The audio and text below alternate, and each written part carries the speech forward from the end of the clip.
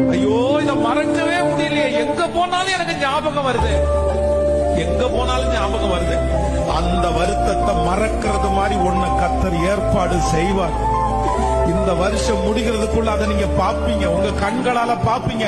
நீங்க இந்த யோசேப்பை போல சொல்லுவீங்க, ஆண்டவர் என்னுடைய எனக்கு நேரிட்ட எல்லா பொல்லாப்புகளையும் மறக்கிறது போல ஒரு அற்புதத்தை கர்த்தர் எனக்கு செய்தார்.